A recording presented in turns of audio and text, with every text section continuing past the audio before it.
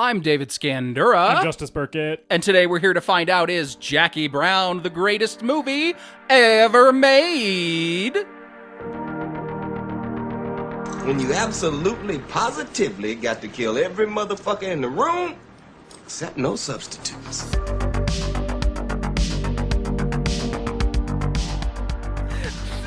Welcome to... What are you laughing about, motherfucker? I don't know why I said it like that. I don't know why you said it like that either, but you did. We're in it now. Welcome to the greatest movie ever made, the show where we watch a movie and tell you if it's the greatest movie ever made. Yep, I didn't prepare an That's interjection. But yes, correct. I agree. A movie that is so thoroughly entertaining and compelling that while you're watching it, it's the only thing that matters in the world. Yeah. I'm David Scandura, joined as always by my co-host and someone who may be dumb, but he ain't no dumbass. That's right. Justus Burkett. Yes. A line delivered by the subject of today's episode. This week's Jackson. We are, of course, dear listener, if you are joining us for the first time and have no context, in the third week of Jackson Off. We've been Jackson off for 3 weeks straight. We've actually been Jackson off? Jackson?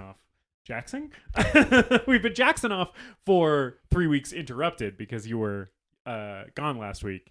And you might talk about that in your check-in. Or if you want to remain private about your activities, you also cannot share it with the listeners, and they'll never know what I was talking about. But yes, we've been Jackson off for about 4 weeks now. 3 weeks with one off. You got to take a break when you're Jackson off. Yeah, you can't just Jackson off for 3 weweeks straight. You got to let the refractory period kick in every time you're Jackson off.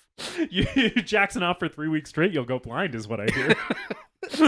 You'll grow fur on your hands. Yeah, hairy palms. Yeah. But we're back. We're Jackson off more, and we are Jackson off with probably like maybe the most well-known cinematic Jackson. Samuel L. Jackson. Yeah, definitely a heavy hitter in the world of Jacksons. Yeah, I feel like the only maybe more famous Jackson that I can think of is Michael Jackson. And he's obviously not a movie star. And he's dead and, potentially a sex criminal. Allegedly. But, Samuel L. is one of the biggest Jacksons. So this is like a real big, I feel like this is maybe the climax of Jackson Off. We got more Jackson Off next week, but that might be a little bit more of a denouement. I feel like we're really we're getting into some heavy Jackson Off this week. Yeah, and this was an interesting film for you to pick to as a showcase for Samuel L. Jackson's talents. Yes, because we are of course talking about Quentin Tarantino's third film, Jackie Brown. Yes, Quentin and Tarantino by written Directino. Did I do that last week? You did. Fuck, I'm gonna kill myself. We'll get into the movie in a minute. How are you doing? Anything to recommend? I'm doing phenomenal, my man. Yeah, I know you are. Tell the people out there why. I'm currently unemployed. That's not true. I have a part-time job still. Yeah. But I left my full-time job, and circumstances allowed me to do it in a way where I am very fortunate in being financially secure for the time being while I look for alternative employment. And it was voluntary, and I don't want to share more of the details about it, but suffice to say, I feel fucking fantastic. I love not having a job. I know I will have to have a job very shortly. So I'm trying to enjoy this time while I can, whilst I also job search and stuff. But right now just soaking it in and feeling absolutely great. This is the happiest I've been in years. And that's maybe not a hyperbole. I'm legitimately so fucking thrilled right now. I feel amazing. And I'm excited about getting a new job and maybe doing something that I like a little bit more. That is a little bit more fulfilling than what I was doing before. So that's how I'm doing. And you were able to leave, as I understand it, basically immediately. You didn't have to give notice or put in 2 weeks. Yeah, and you were paid and it was all amicable. Yes. And everything like that. Yes, no hard feelings toward any of my old coworkers or managers or anything. It was definitely I feel like it was a positive thing on all ends of it. Mm-hmm. You know, it ended up working out really well. So yeah.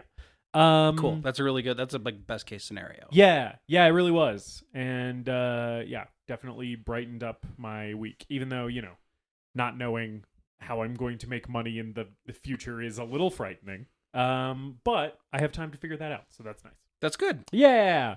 And the only thing I have to recommend is Man Made of Meat by Viagra Boys, the single. It's just a very funny song. Okay.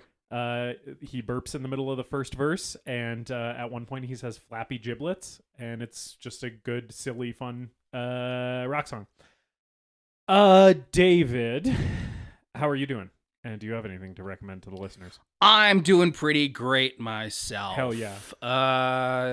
You alluded to it earlier. Yes, I was gone last week, but luckily we were ahead in our recording schedule. Yes. So, to you, dear listener, it'll be just business as usual. That's right. I went to New York City. Yes, you're Big Apple Dave now. New York City. New York City. You've never watched What We Do in the Shadows. No, but you also reference Matt Berry saying New York City like that. But every time we would because we took the subway a lot. Every time we climbed the subway stairs and re-entered Manhattan, I would always say out loud, New York City. New York City. Yeah. Yeah, it was my first time going to New York City. Nice. To meet with some friends and play D&D. Fuck yeah. For a weekend. And so we spent some time in Brooklyn, where most of them live. Then we spent a day bumming around Lower Manhattan, and I didn't want to do too many touristy things. Yeah, but I mean, sometimes when you're in New York, sometimes you have to do some of the touristy things. So what I was really interested in was no, I want to find the good bodega on the corner that sells really good sandwiches. Yeah. But when we were in Manhattan, we walked across a little bit of the Brooklyn Bridge.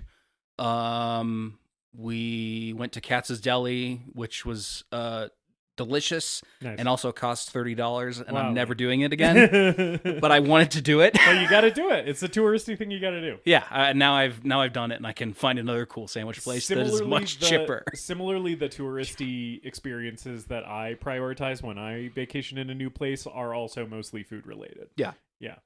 And then we took a train to New Jersey and spent 2 days in a rental house playing D&D. And then 12 hours of traveling between taking the train back from Jersey, taking the subway from Manhattan to Brooklyn, and then taking an Uber from Brooklyn to JFK, and then the flight home, and then the 2.5 hour drive home from the airport. Yeah, it was a little hairy. That's a lot. That's yeah, a lot. yeah. Those last 45 or 30 minutes of that drive in the middle of the night, I was slapping yourself in the face, seeing shit. I almost drifted off the road at one point. No, David. I didn't fall asleep. I was spacing out, and then the car just sort of went. I'm not sure that's better than falling asleep when you're fully awake and still going off the road. But I cranked up Judas Priest, and that helped keep me awake a bit. It tends to. But New York was wonderful, and it was so good to see all my friends, a couple of whom I've known for almost all my life. And it was my first time seeing them in a while. And just a great, travel always stresses me out, so I don't do it that much. But it's definitely what I needed. Hell yeah. I think. And since getting back, I've sort of been thinking about is Flagstaff the place that I am supposed to be? Yeah. And if not, is New York? Yeah. Discounting things like money and cost of living, just as a human being existing in the world, right, who has to be social. Yeah. Is which situation would be better for me? So I'm sitting with that and thinking about it, and hoping that I can fly back soon and see more of the sights, explore more of the city. I also have a distant family member living in New Jersey that my parents met when they drove across the country last summer. That I was we were trying to coordinate, but at the end of the day, I was sort of like, I feel like I should focus the weekend around my friends. Yeah. And then we can meet up later. So I don't know. I'll be back. Be back. I think I had a really, really awesome time there. Nice. And I had also just finished playing Grand Theft Auto 4, so I was like, I recognize all of this. This is Liberty City. I got in a cop shootout there. Yep.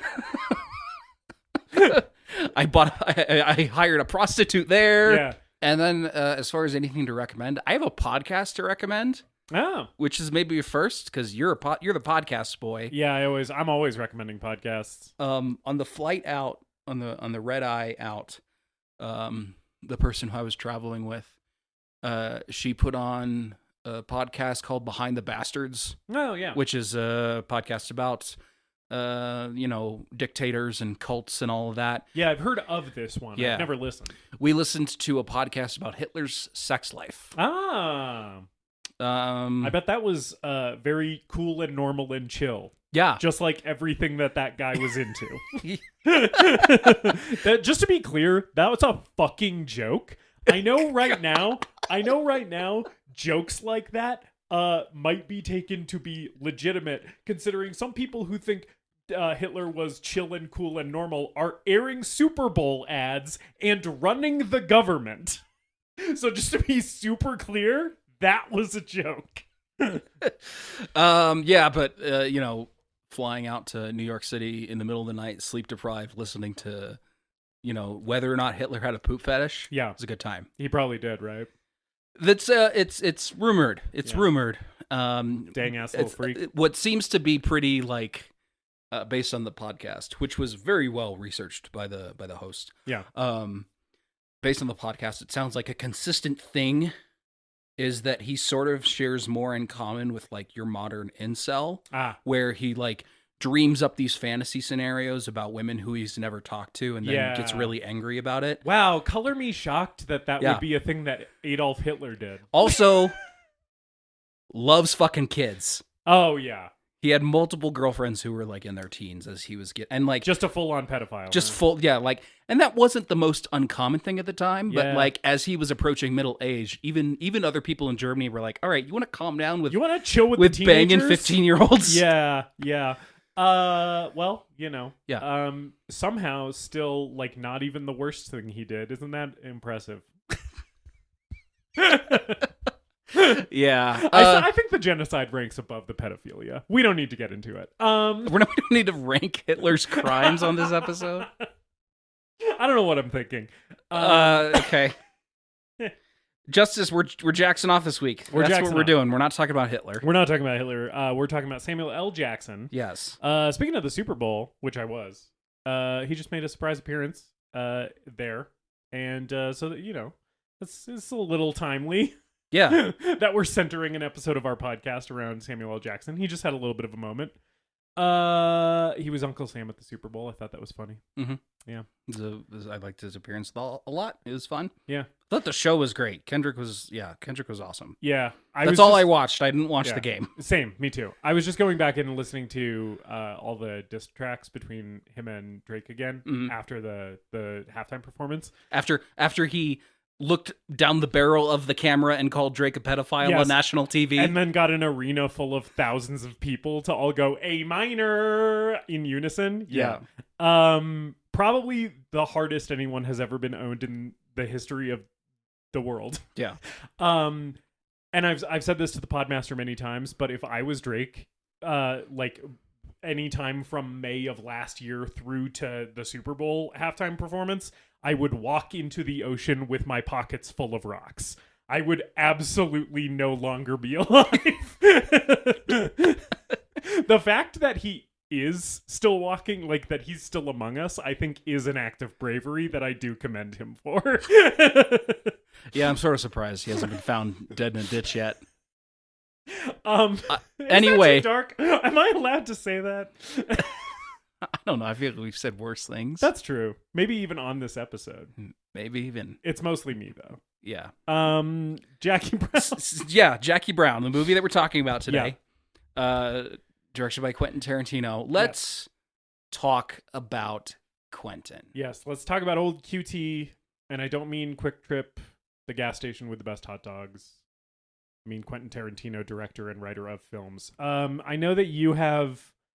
I feel like it's fair to say you have a relationship with Quentin Tarantino films. Yes. And I think it's fair to say that that relationship is probably complicated. I have thoughts. But you are also, I think, in my experience with your feelings on film, you are generally positive on Mr. Tarantino, but I'll allow you to speak to that. Yeah. Yeah. Quentin Tarantino is without a doubt a very important filmmaker in my journey. Whether or not he's one of my favorites, I don't think that's necessarily true anymore, but at a time I would have said so. The first film I saw from him was Inglourious Bastards when it came out, and loved it immediately.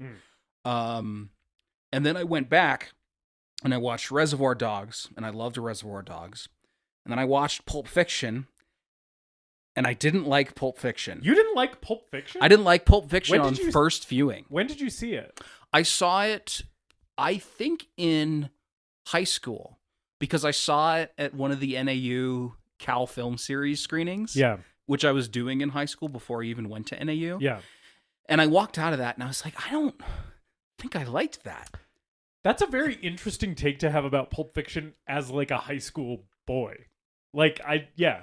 I'm not saying like that's a wrong way to feel, because I don't think it is. I think it, like, that movie specifically, I feel like it got a lot of positive reception, but like I understand the detractors of that one big time. But it's just interesting. Yeah, and it didn't really take until it wasn't really until college that I had like a group of friends who all watched Quentin Tarantino on the weekend, like while we were doing homework and shit like that. That he really re-entered my life as a filmmaker, and I grew to appreciate Pulp Fiction. Yeah. And then watched, the Kill Bills. I probably caught Death Proof on my own somewhere in there. And then we watched Bastards a bunch, and then Django Unchained came out while we were both in college. So I remember that came out, I think, on Christmas. Or if not, it was like just before Christmas. And I think maybe the second time I went to go see it, I had like a 5-hour gap in my class schedule. So I just got out of class, went to the theater and watched Django Unchained, and then went back to class. And then Hateful Eight and Once Upon a Time in Hollywood came out. Yeah. And I do not like those movies. But I have not seen them in a few years. Yeah. I think, like, for a while, Reservoir Dogs was my favorite. Because Reservoir Dogs was get in, get out, 90 minutes, shot in the arm, really clever, really, really well structured, really just like cool, and has a great energy to it. Yeah. And then you hit Pulp Fiction, and I think the thing for Pulp Fiction with me in Pulp Fiction, and still is to this day, is that he loves his dialogue. Oh, yes, he does. No one loves Quentin Tarantino's dialogue more than Quentin Tarantino. And you start seeing the things that become problems later on in Hateful Eight and Once Upon a Time in Hollywood in Pulp Fiction to me. And I really, really like that movie now. But I still struggle with that. There's still just parts of that movie that don't work for me. Yeah. If you ask me, his best movie, I was going to ask you that, is Kill Bill. Okay. Kill Bill 1 and 2 as a collective unit. Yes, the whole bloody affair. It is best movie by far, because that is Quentin Tarantino doing his thing, which is remixing and reinterpreting old film genres and film trends and directors and making it new for a new audience. That's him doing that to like the nth degree, and I think it works perfectly in that film. Yeah. And I sort of feel like since then he's continued to do that, but I don't know that he's found a voice in the way that other great directors like Fincher or Michael Mann or Martin Scorsese, like, what defines a Quentin Tarantino film is him remixing other genres, basically, and like writing really snappy pop culture dialogue. Yeah. And I don't know if there's more to his films than that in terms of like thematic depth. Okay, yeah. And stuff. And here's the thing. Every criticism I have against Quentin Tarantino, I love and hate him. Yes. Because I want to be him. Yes. Because he is a film nerd who wrote a couple scripts that got successful and then directed a couple movies that were really, really successful and basically earned a blank check for his entire career off the success of Pulp Fiction and Reservoir Dogs. Yep. Yeah. And I want to be that guy. Yes. And he is just so passionate about film. Like to an annoying degree. Yeah. Right? Yeah, I mean, he's like He's like the most successful version of guys like us, but I think maybe more specifically guys like you, because you're like the bigger film aficionado of the two of us, right? Yeah, I think the thing with like Quentin Tarantino fans is that they love his films, but they don't go back and see what he's referencing and appreciate the genres that he's referencing. Yeah. And I feel like I've been able to do that, and I find more fulfilling films in the genres of spaghetti westerns and exploitation films and kung fu films than the one that he makes. Right. Like, but he's still made a lot of really, really good movies, and I've actually been going through his filmography recently anyway, and I'm at the point where I need to revisit The Hateful Eight and Once Upon a Time in Hollywood. Yeah. So I might update my opinion on those. But those were like, that was when like the rails really went off, and it was just Quentin slapping his dick on a typewriter for 3 hours being like, this shit is so fucking good. Look at how good my dialogue is.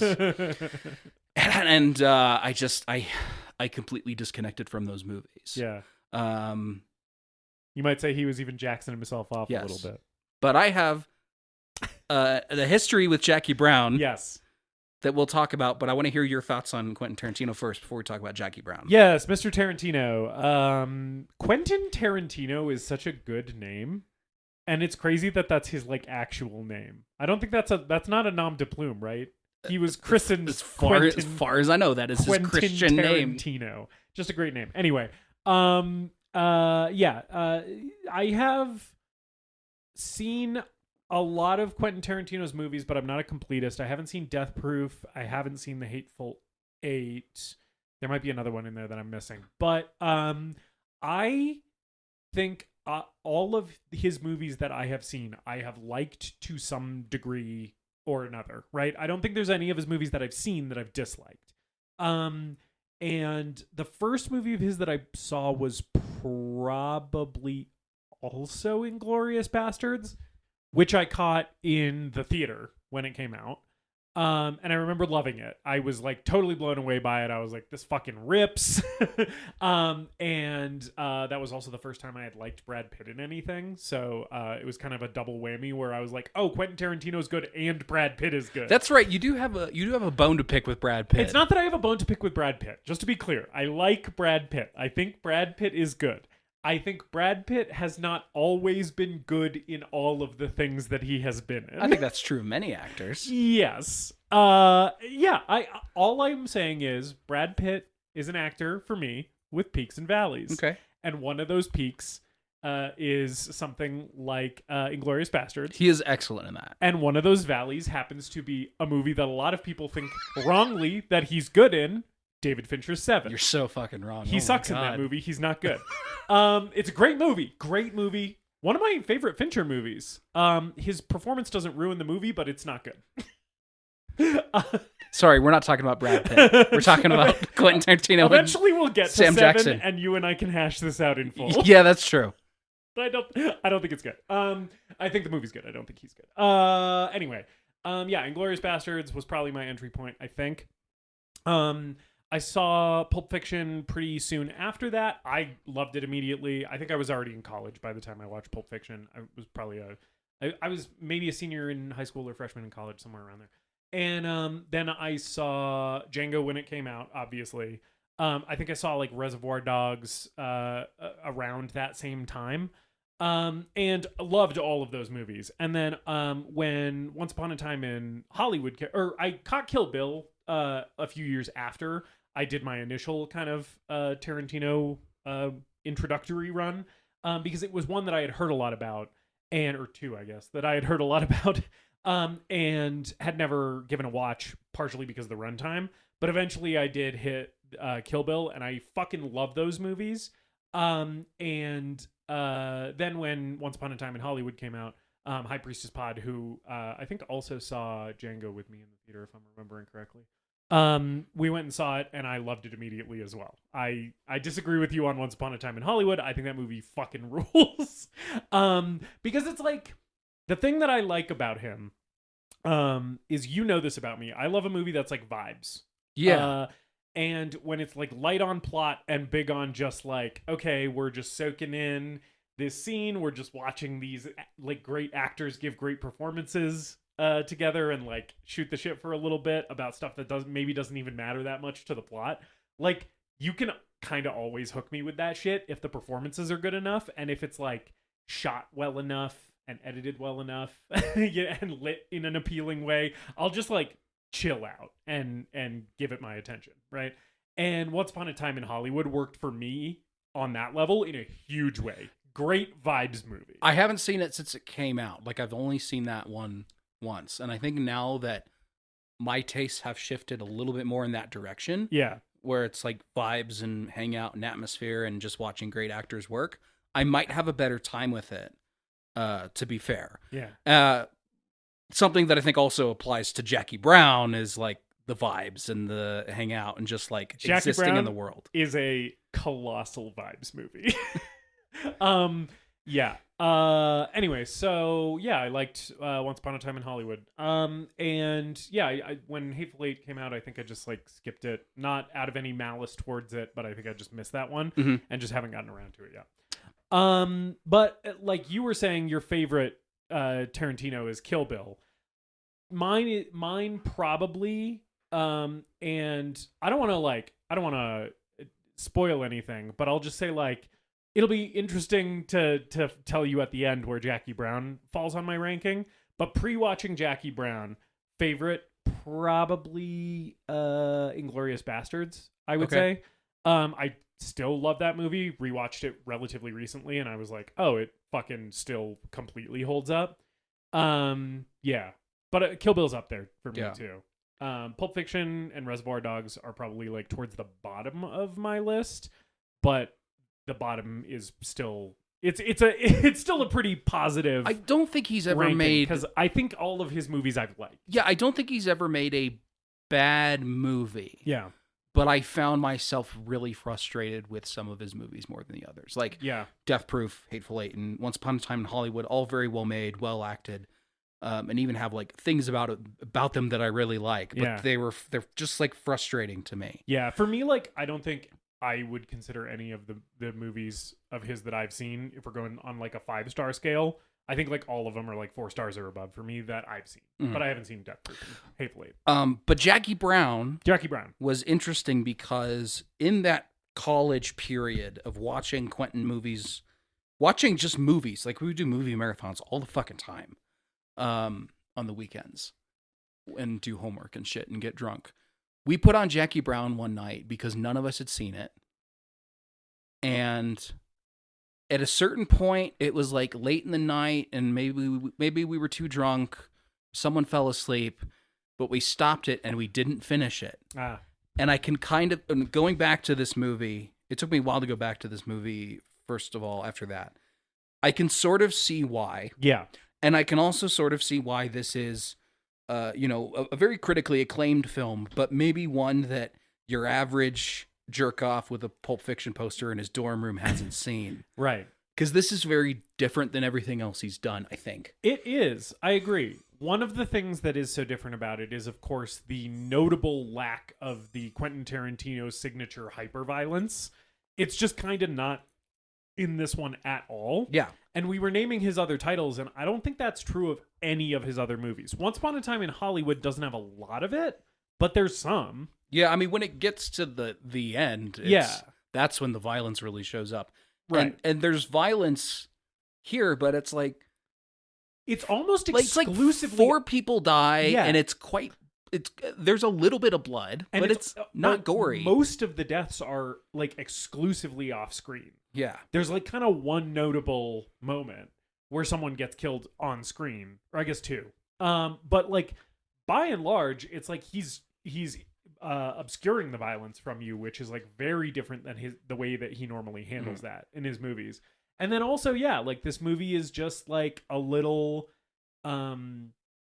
it takes its time. It's a little bit more of like a puzzle for you to put together as a viewer than a lot of his movies are. Like in Pulp Fiction, like there's a lot of like disparate threads. And for a while, the first time you're watching that movie, I think you think you're supposed to be putting a puzzle together. But then as the movie goes on, it becomes clear. It's like, oh, there's not a puzzle for me to put together here. This is just me. I'm just hanging out in this world. Yeah. Right. But Jackie Brown, it's like, it is very much like the movie knows that you're trying to get ahead of it. And it keeps you guessing. Right. And it's written, it's adapted from a book written by Elmore Leonard called the Rum Punch. Yes. This is the only time that Quentin did a film that wasn't from an original idea that he had. I'm really glad that you mentioned that because I think it shows big time in this movie. it does. Yeah. I think, Elmore Leonard is known for writing these sort of twisty crime novels, and it shows up big time, and it makes this movie feels kind of like his most mature work. Yeah. I think some might say that about Once Upon a Time in Hollywood, and even while watching it, I remember sort of feeling that, like, it seems like Quentin Tarantino finally grew up a little bit. Yeah. But I think this might just be his most, like, mature, serious, dramatic film. Yeah, and right, and his sort of most, sort of the most he's ever allowed himself to take himself seriously. Yeah, because I feel like a lot of what young men especially like about his other movies is that there is sort of like this kind of knowing, sort of like winkiness to them, where he's kind of like playing with the idea that it's like, you're watching a movie. We're all having fun here. Yeah, right? they're irreverent and he's having fun. Yeah, and like they're violent and over the top because that's what he likes and that's what he knows his audience wants. Right. But this movie feels a little bit more like artistically mature in that it like allows itself to be like, no, like we're taking this seriously. We're treating these characters seriously. We're we're treating this story, I think, very very maturely, right? And I think hugely indicative of that is that this film is notably absent a goofy Quentin Tarantino director's cameo, for one, and any white person saying the N-word, which I'm serious though. Sure. Like, it's like, I think it is sort of a sign of the maturity of the project that it's like he didn't include that, whereas he includes it in like so many of his other movies. He has a voice cameo. He does. He's the answering machine. He's the answering machine, but he does not show up in a bathrobe making coffee saying the N-word more than any other character in the film. Yes. Yeah, and I don't know, like just something about this one. I was like, oh, this is like Quentin Tarantino, the adult, talking to me, which was nice to feel. Yeah.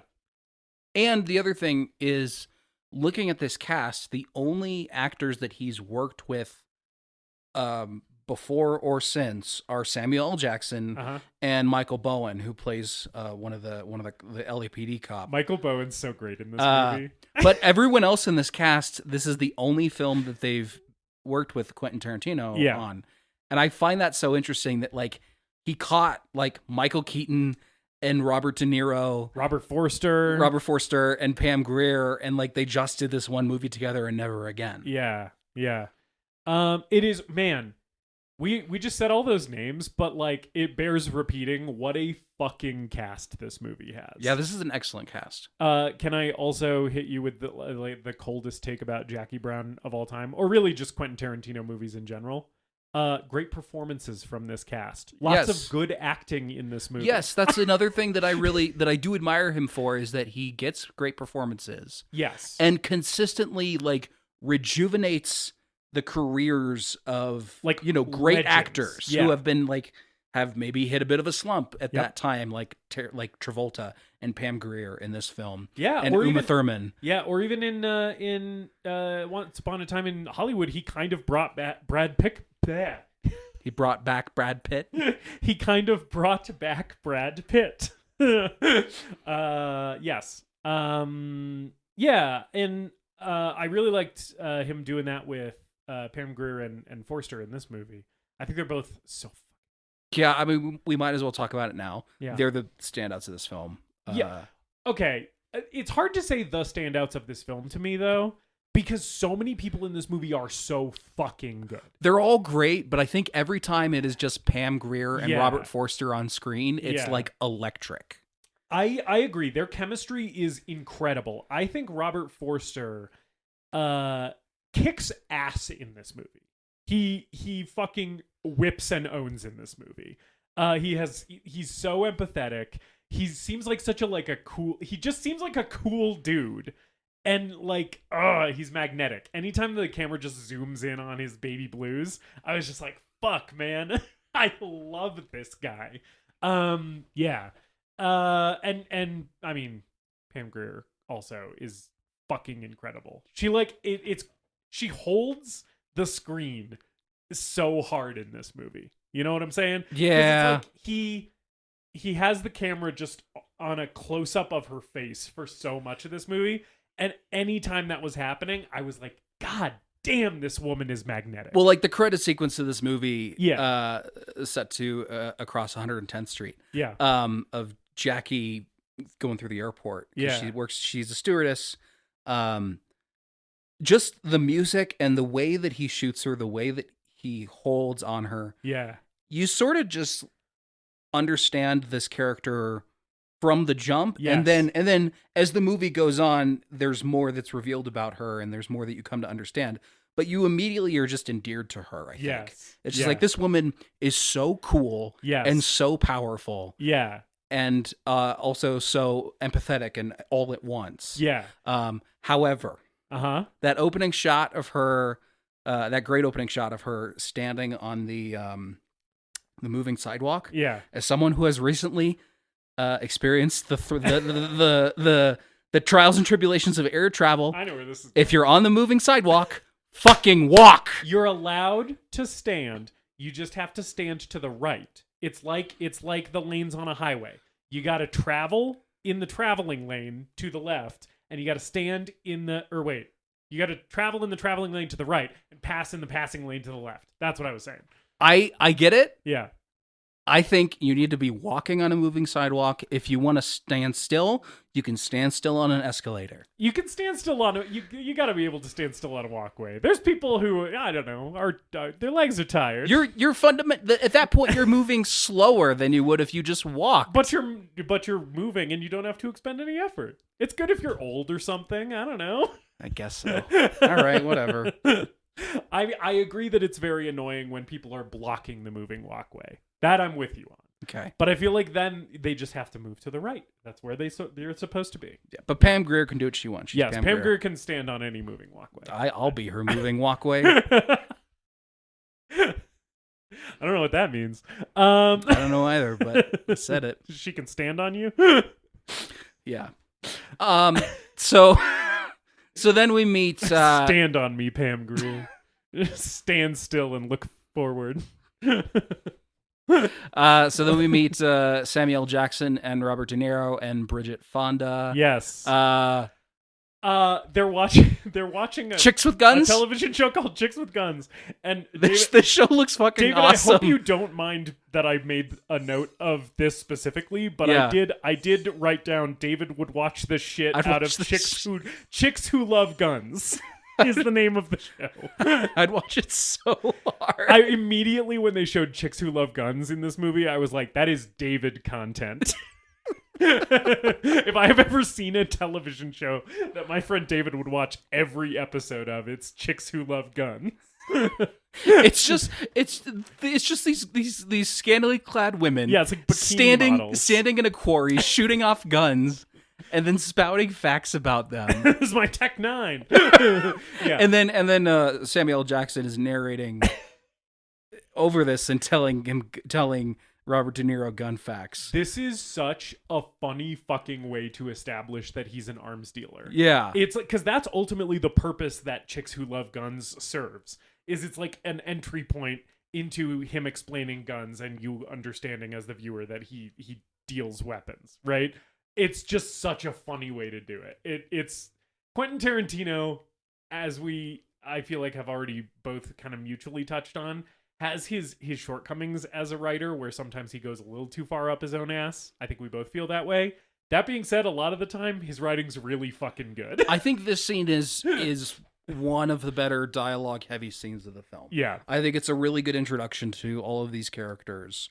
I love Robert De Niro in this movie. Yeah. He is so unlike I've seen him before. De Niro's one of our great actors, but there are maybe a few times where I've seen him like disappear into a role. Yeah. And I think he does that with Lewis here, who's like an ex-con who basically spends the movie sitting on couches, looking confused, doing fat rips, doing bong rips, begging Bridget Fonda, and then at the end of the movie just becomes the most angry, violent man in the world. He turns into Robert De Niro at the end of the movie. Like he's been, I wrote down that he was in Russell Crowe mode in this movie. Yeah. Because he kind of looks like Russell Crowe. Yeah. Before he shaves the stubble and only has the mustache at the end. And when he comes out with only the mustache and the slick back hair, I was like, oh, there's Bobby De Niro. And then he starts like yanking Bridget Fonda and being like, shut the fuck up, shut the fuck up. And I was like, oh, okay, he has arrived. Welcome to the movie. Robert De Niro. I love this performance as Lewis. I think he's fucking fantastic in this movie. I love a stupid character in a Quentin Tarantino movie because I feel like he often presents characters who are unintelligent in a way where it kind of takes you a while to figure out that they're dumb. Mm-hmm. You know what I'm saying? Where it's like he's presenting Lewis in kind of these slice of life scenes where he's like sitting on the couch with Samuel L. Jackson at the beginning and, you know, flirting with Bridget Fonda and stuff. And like, just the more you hear him talk, the more you're like, I think this guy's dumb as shit.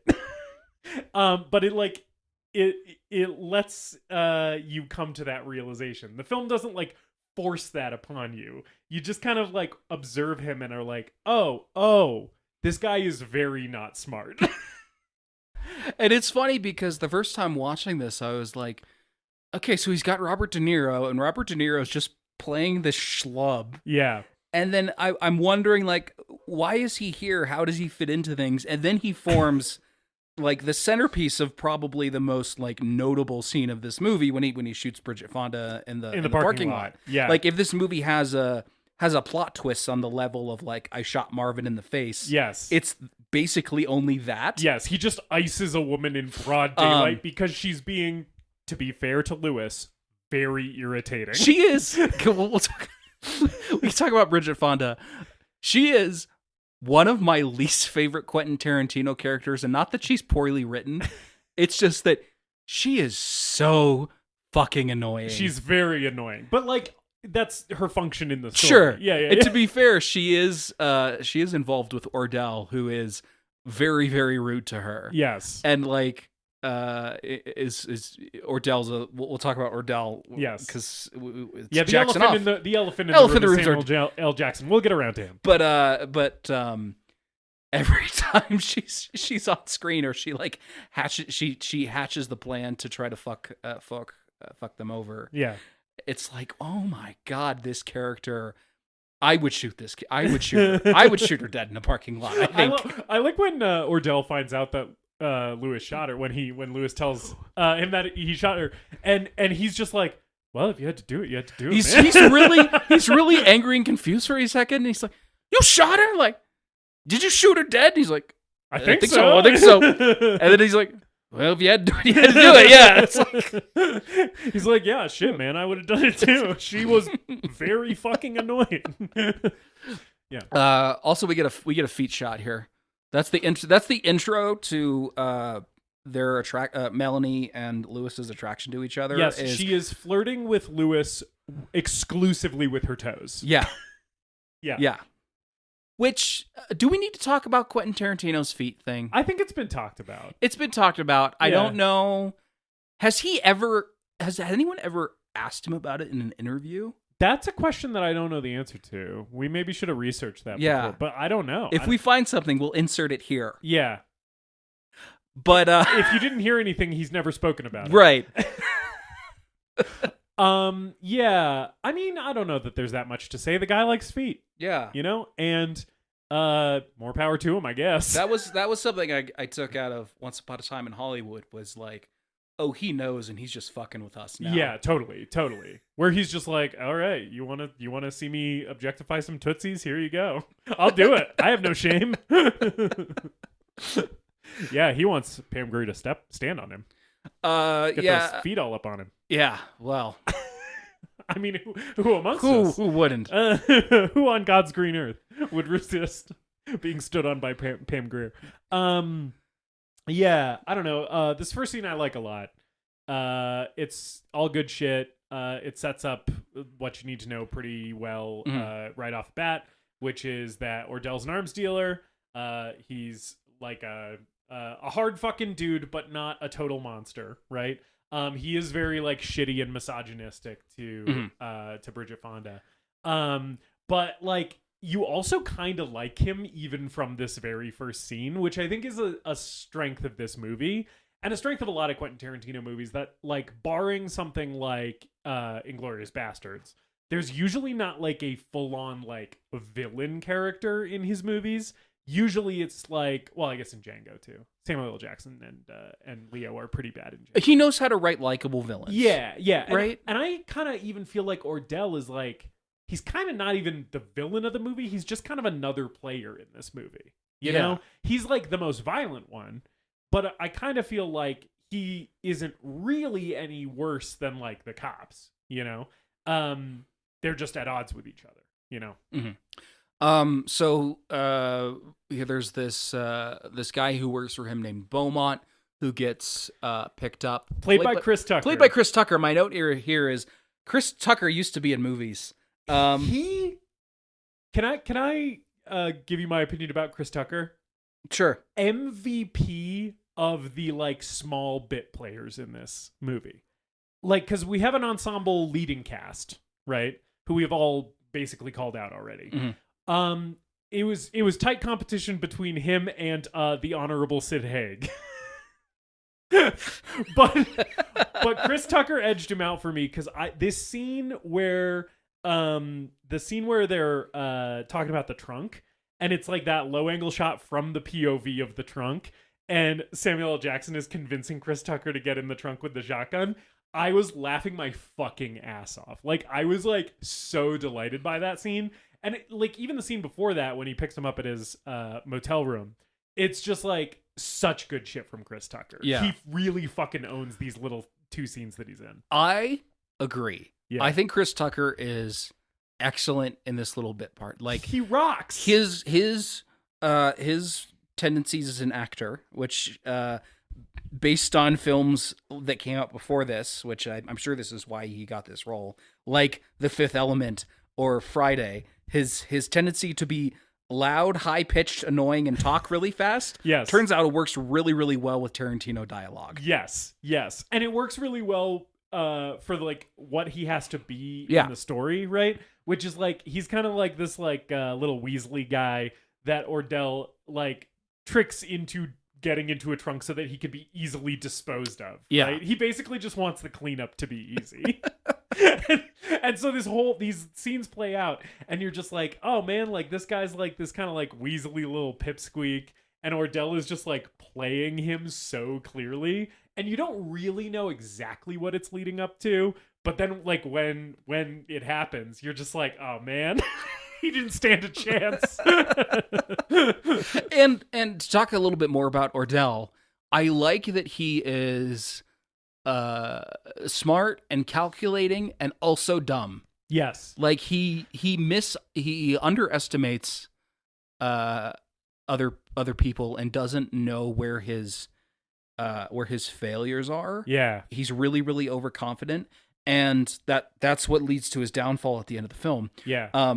I love how he projects confidence and manages to convince Beaumont to get into the trunk when it is clearly like a very suspicious thing to ask someone to do. Yeah. Where he makes up this whole story about like, oh, I gotta do this deal. You're gonna with these jump out Koreans and surprise in them. Koreatown. And then just pulling the shit out of his ass. Yeah. But you totally buy it because he's so confident. and he's like, and then I'll take you to Roscoe's Chicken and Waffles on me. That fucking... And that's what convinces him. I was laughing my fucking ass off at the Roscoe's Chicken and Waffles thing because like up until then Chris Tucker Beaumont has been like super resistant. He's like, I don't know about it. And then the Roscoe's offer goes out and he's like, oh, okay. It's so awesome. And I love the shot of the car driving around the corner into like the vacant lot. That crane shot is so it's really simple. Doesn't draw a lot of attention to itself, but it's so effective at building tension. Yeah, that crane shot really blew me away. I was like, that is so sleek, that is so smart. It feels like the movie knows that you're like trying to get ahead of it. And then the movie's like, nope, like I got more twists up my sleeve. Like I'm going to show you like he's literally just pulling around the corner in one continuous shot and like pulling into this vacant lot and just like popping two into this trunk. It's like, it's such a good shot. Yeah. I loved it. Yeah. Yeah. When do we talk about Samuel L? We can do it now. Okay. Yeah. Samuel L. Jackson, great actor. Love Yes. him. Basically like a charisma magnet anytime he's on screen. Correct. It's sort of amazing that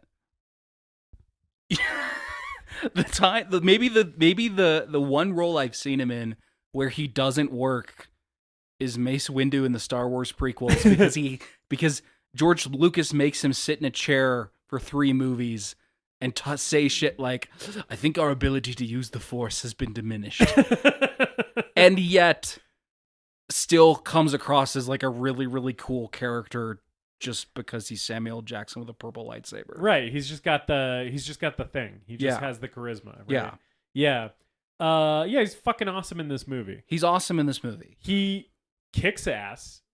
He's so fucking good. This is some of the best I've ever seen him, I think.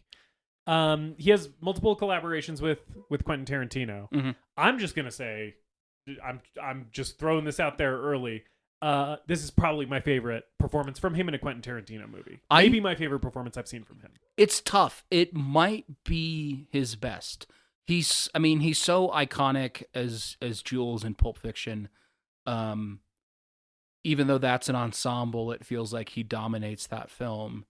I think he's excellent in Django Unchained. That's such an excellent role for him, and I love the way that he disappears into that role. Yeah. I have a lot of issues with The Hateful Eight. He's not one of them.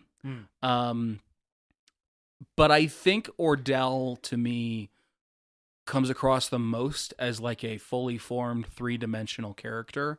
And the marriage of like Quentin's dialogue, Samuel Jackson's performance just brings this character to life in a way that he feels like someone I could meet. Yeah. In a way that those other roles feel a little bit more heightened. Right. And given that Quentin Tarantino, that spice to them. Yeah. Yeah. He's so down to earth and realistic. And also, despite being, I like you said, like he's sort of the villain of the movie, but he's no more bad than like the cops are, really. Yeah. Ordell also just, I get really tense anytime he enters a room. Yeah. He feels evil to me. Yes. There's something about Ordell that feels evil. He's very sinister, and part of it is the facial hair.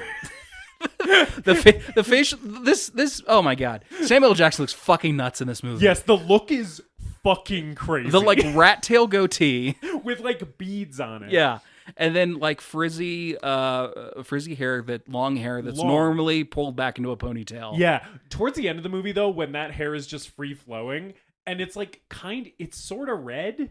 I think it's like dyed. Mm-hmm. It looks fucking crazy. He looks like his silhouette, like when he's on the phone and he's like leaning way back towards the end of the movie and he's like all in shadow. I was like, he looks like the Crypt Keeper right now. Yeah. I think he's excellent. I would have to think if this is my favorite role from him or not, but I think there's a case to be made. He fucking rocks so hard in this movie. Really good showing from him for Jacksonoff. Yeah. And I think he is a presence in this movie that he doesn't bring to Pulp Fiction. Yeah. Yeah. There's something different. He has said in interviews that this is one of his favorite roles that he's ever played. Mm-hmm. And I imagine as an actor, it'd be easy to feel that way about a part like this because he has a lot to do in this movie. This movie is like sort of almost a two-hander between him and Pam Grier. It seems like to me in terms of like how much each of them gets on screen, right? Forster's in there a lot too, but it kind of feels like the two major players of this thing are Pam Grier and him. Yeah, and he definitely dominates this opening act of the film because although we've seen Jackie Brown in the opening credits, she doesn't really come into the film until about like half an hour in, which I loved. I loved that. I thought that was a great choice. Yeah, it builds up a lot of suspense and intrigue around Ordell. Yeah, and also around her, because by the time she's reintroduced into the story, mm-hmm. I'm like, is she going to be connected to what I've been seeing already? Is she going to be thrown into this? Like, what is her relationship to any of this? And the movie kind of holds its cards close to its chest about that for a little bit, which I really fucking like. Yeah. I really like that she's sort of a mystery because she's introduced so late. This is actually about where she enters the film proper. She's a stewardess, and she's stopped by an ATF guy played by Michael Keaton and an LAPD cop played by Michael Bowen. They're both fucking awesome in this movie, yes. by the way. Yeah, I think they're both really good. Yeah. Keaton is on some freak shit in this one, and I really like it. The interrogation room scene later after the heist goes down. Where he's perched on a chair like a little vulture. Yeah. He's nuts. He's like... He like pops the fuck off in that scene. He's so good. She gets stopped, and they search her bag, and they find they do a very good like good cop bad cop routine. Yeah, but Bowen is the bad cop. Yeah, but the whole time you know that both of these guys are fucking scumbags. Totally. So they pull that on her, and they search her. They search her, and they find money in her bag. Yep. And they take her in for questioning, and she's being really tight-lipped. And as a viewer, like, you don't really know why yet, because you're like, okay, she has this money, like this seems like it's connected, but I don't know how much she knows, like how involved she is. And I love the whole interrogation scene where like you are sort of in Michael Keaton and Bowen's position as the viewer, where you're like, yeah, what does this lady know? Like, you know, there's something about the way that Keaton spends this entire movie in a leather jacket with he has sunglasses that are on like the strap, hanging around his neck, and he's just aggressively chewing gum, like, yeah, and his eyebrows are always super raised at all times. And then in that office. I'm assuming that it's his office because of the leather jacket, but he has like toy motorcycles. Yeah. Behind him. I'm like, what is going on with this guy? Yeah, I will say the just in general, the set decoration, like the production design of this movie, is also really fucking great because shit like that, and then also when you see Jackie Brown's apartment and when you see Ordell's place, like it tells you so the environments that they build for these characters feel like such extensions of their personality, you know? Yeah. And even like Forster's bail bond business, like his office, like all of the environments feel like they enrich the characters. And this is such a character-centric movie that I think it's like really fucking great stuff. Yeah, this is one of his most talky films. Yeah. And by that I mean, like, most of this movie is characters sitting across from each other having a conversation. Yeah. And it in a way more so than, like, I would say Pulp Fiction or maybe not Hateful Eight, because that whole movie is that basically. But I think it's really important for these locations to work and form like a backdrop for these characters to interact in. Yeah. Yeah. And then they find Coke, which Yes. I love. She goes, "What the fuck?" And then immediately cuts to her in jail. Yeah.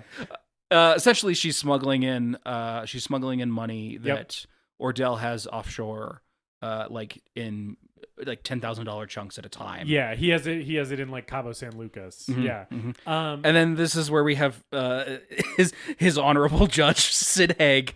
I would not, if I was up for trial and I saw my judge was Sid Haig, you'd be like, look I'd at my be judge. fucked. Look at my judge, man. I'm going to jail.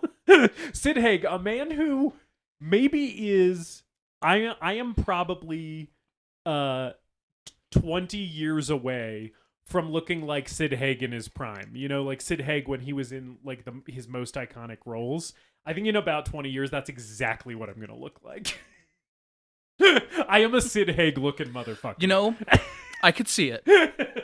I think if you have wonderful new glasses, by the way. They look great on you. Thank you. I think if you swap those out for some aviators with like an amber lenses or something like that, Yeah. and then, you know, had a cigar hanging out of your mouth, you'd look like one of those redneck motherfuckers in House of a Thousand Corpses. I could really rock a Captain Spaulding Halloween costume. Yeah, Sid Haig, who's in this movie for a second, and I think he's great in it. You know, he doesn't have much to do, but he's there, and I love seeing him. I love seeing that shiny dome of his. Yeah. But yes, not necessarily what I would picture as judge material. It's like, oh, why is this fucking hellbilly on the bench?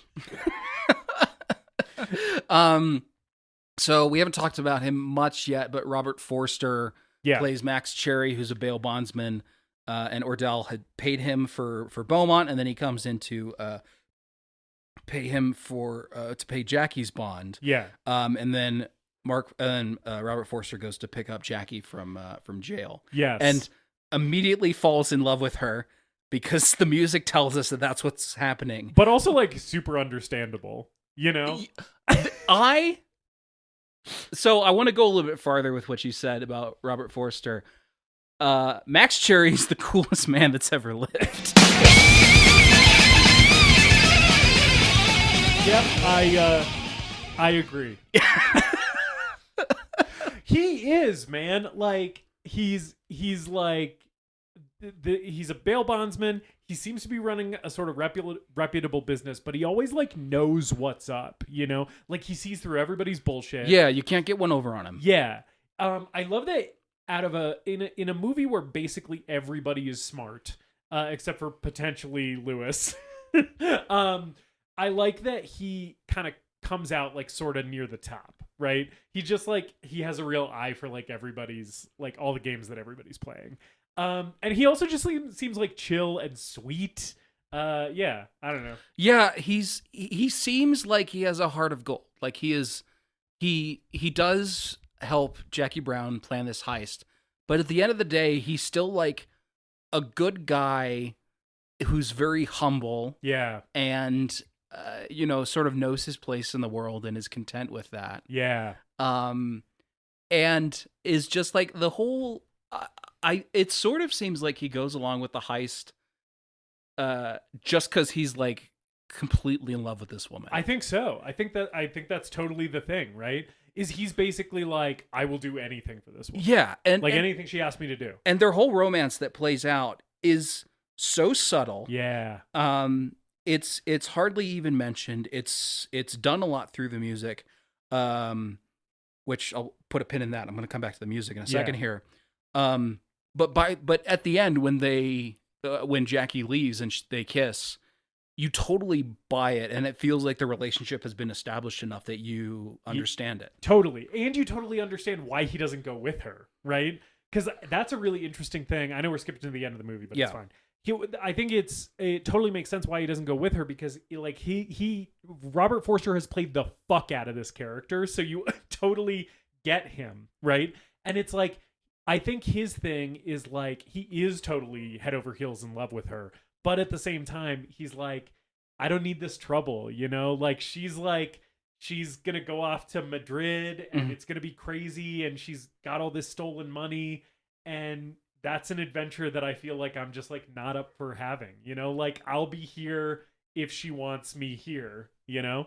But like, I'm gonna let her go do her thing. Yeah, and you know? can see there's like that pang of regret as she walks away. Yeah. And it becomes like acceptance and contentment, but there's still that we're skipping ahead to the end. Yeah. But as he fine. walks into the distance and the focus sort of gets a little bit fuzzy on him, you can tell he's still like wrestling with it. Yeah, he's like, man, like, should I have fucking gone to Madrid, you know? Yeah. And I think he only takes like 10% of the cash too. It's like yeah, because he's a fucking he's a just homie. Because he's just a good guy. And he's fucking completely in love with this woman. Yeah. Yeah.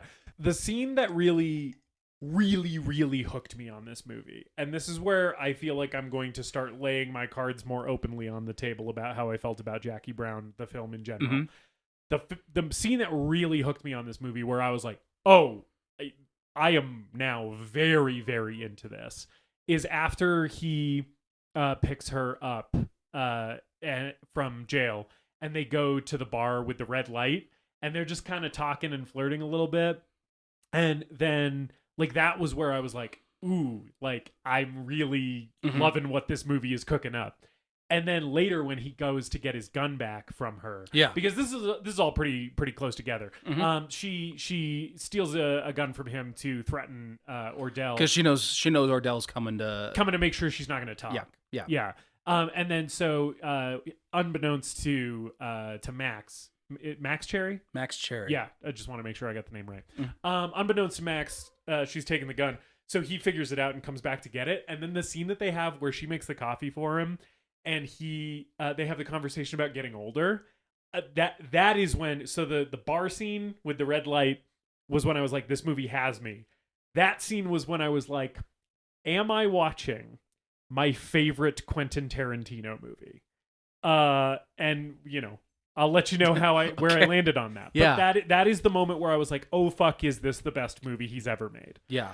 I think the opening stuff with Ordell is really good, and that really hooked me even the first time that I watched it.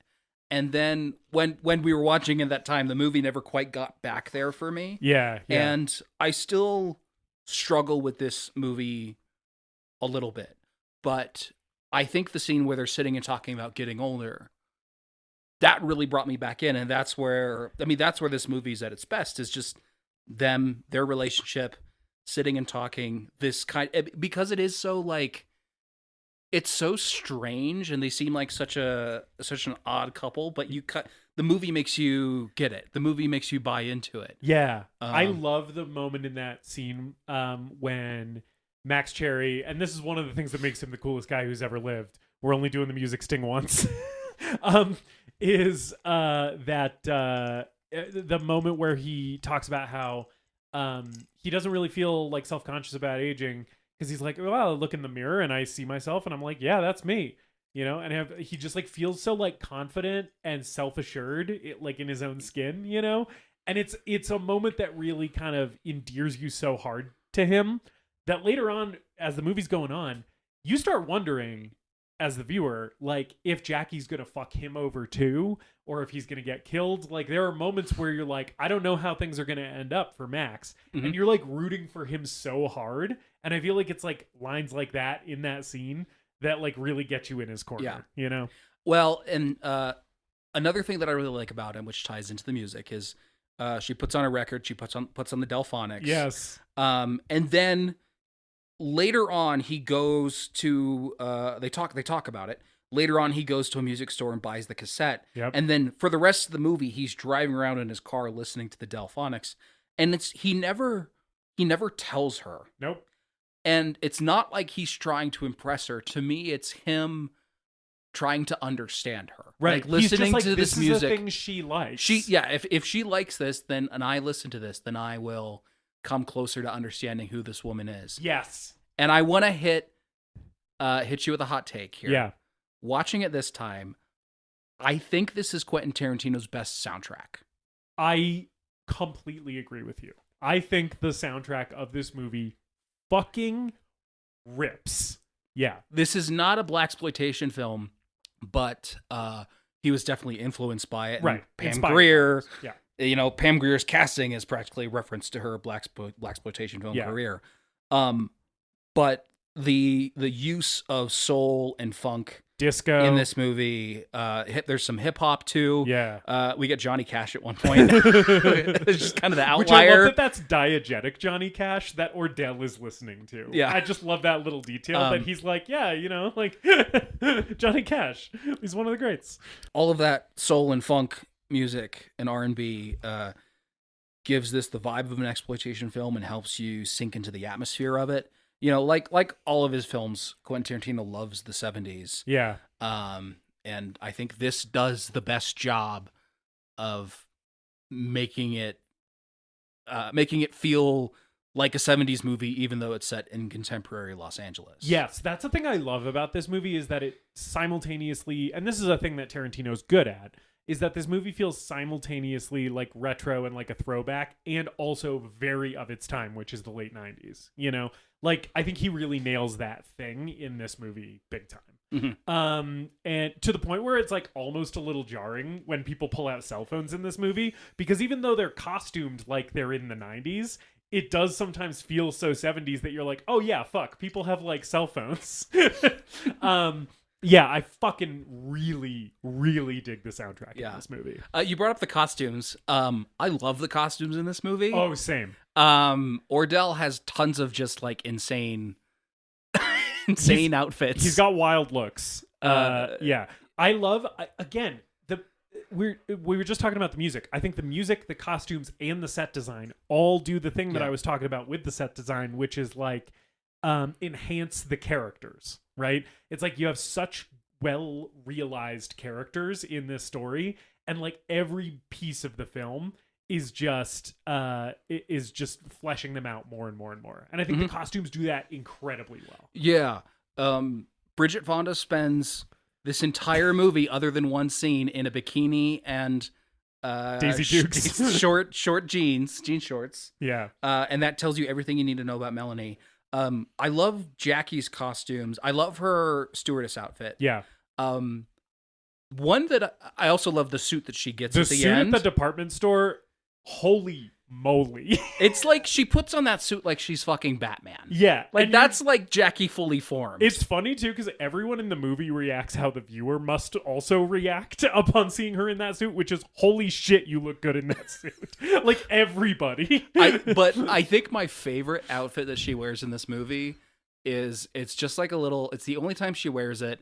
It's in a little scene with Max with her, I think, hashing out the plan. Yeah. And she's wearing overalls and a white t-shirt. Yes. And I was like, she's got her hair in a ponytail. Yeah. Yeah. It sort of has the like the seeing your girlfriend in sweatpants and sweatshirt vibe to it. Yeah. Where I was like, this is the most beautiful woman that has ever existed on the planet. Can I speculate on that a little bit? That moment? Yeah. I kind of think she is wearing that with Max because she knows it's what's going to get Max going. Because I think at the end of the movie, she's like, I didn't use you. She says that to him. And I think she's being honest, but I also think she knows. I think she knows that the reason that he's helping her is because he is in love with her. And she's saying, I didn't use you because he ends up getting paid. Right? So from her perspective, it's like, no, you got something out of this. Right? But I do think wearing that t-shirt and putting her hair up in that ponytail and putting on those overalls is maybe like a calculated move on her part, being like, I'm going to dress in a way that this guy is going to be attracted to. Interesting. You know? Yeah. Yeah. I think she does have like genuine affection and appreciation for him. And also, she knows what he's there for. Yeah. And she knows how to use that to her advantage. And to some extent, she's playing everybody in this movie, including him. But that doesn't mean that she doesn't genuinely like him, which I think she does. You know? But yeah, her in those overalls and that white t-shirt, it's yeah, it was really working for Max, and it was really working for everybody who watches this movie. She's just so fucking gorgeous. Yeah, she really is. Yeah. Goddamn. I'm still thinking about it. Yeah. Sorry. Anyway, yeah, where are we? We've she got out of jail. She's been hanging out with Max. Yeah. They start to basically the next thing that is happening is the plotting about the money. Right? Yeah, she tells Max like during that conversation like if you were able to get your hands on $500,000, you had that chance, would you take it? Yeah. And that's where their planning sort of starts. There is a scene where Lewis and Melanie fuck, which is so funny. They're having like small talk, and then she just drops on him, "Want to fuck?" And he's like, "Yeah, okay." The small talk though is so fucking insane because there is a picture that is cut in half where you can't see the dude whose arm is around Melanie's waist in the picture. And Lewis is just like, "Who's that guy?" And she goes off on this whole thing about like, "Oh, it was my time in Japan. That was the guy I was staying with. I didn't really like him. We couldn't even really communicate because I don't speak any Japanese." Like, it just like, it's so fucking crazy. And Lewis is just like, "Oh, huh." He's just pretending to be interested. And then she's like, "Wanna fuck?" And I love the fucking cut to the card that says 3 minutes later. And he's just like finishing. It's so fucking funny. Yeah. Also, Lewis has the best afternoon of anyone's entire life in this portion of the movie. Because what Lewis does is he like gets dropped off at home by Ordell, right? And he takes massive, colossal bong rips with Melanie. This bong, by the way, looks like a fucking xenomorph. It's an H.R. Giger bong. I've never seen a bong like this in my life. If you smoke from the H.R. Giger bong, it puts black smoke in your lungs that will make your pores pass. You will gestate.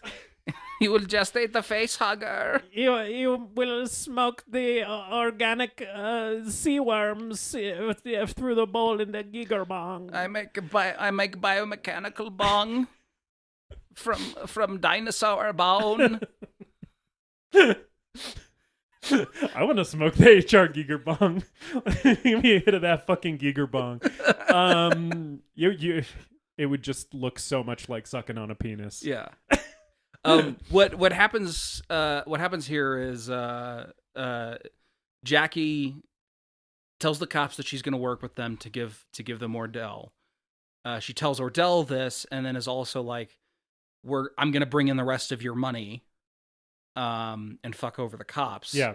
And then Melanie's heard about the plan because she just hears everything from Ordell, and then Melanie starts trying to collaborate with Lewis to fuck over Ordell. It's so effective in this movie that you get all of these little sections of these plots, like these characters scheming.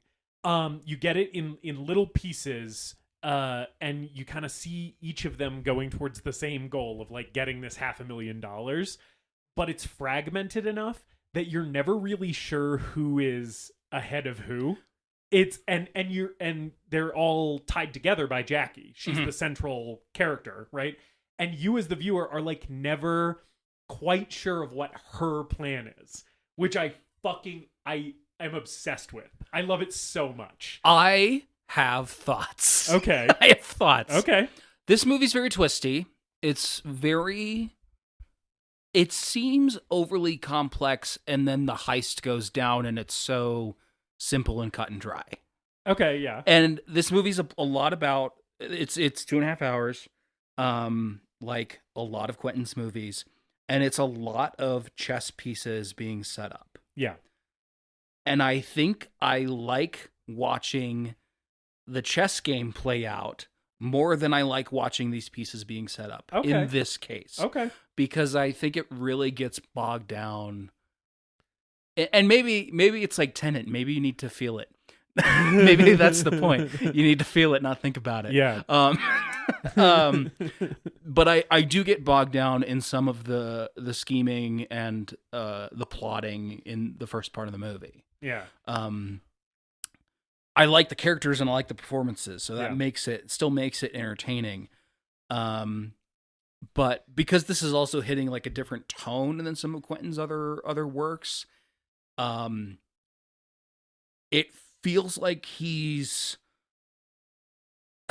this movie I feel like is Quentin taking more of a risk than his other films. It's not a safe decision, I think. Yeah, it's him kind of going out of his comfort zone a little bit. Yeah. And you can, at least for me, I can feel that a little bit, and I can feel it. I enjoy it, but I'm also recognizing that it's not working for me as successfully as his other movies. Okay. But I do like some of it. I like that Jackie's kind of the center of this whole thing. She's the mastermind of this whole thing. She's such a great, compelling character that I'm locked in no matter what. Really, yeah. Like you as the audience are kind of trying to figure her out. Right? Yeah. And be like, what does she want? And she like in the interview with the cops is like holding it pretty close to her chest, and she's playing off everybody, right? She's playing them all against each other. And so she is always, in every scene that you see her in, she is always like acting as if she is genuinely on the side of whichever person she's talking to. And so you as the viewer are like, but who is she actually helping out here? Or is it only herself? Right. Mm-hmm. Yeah, I don't know. All of that shit works a lot better for me than it does for you.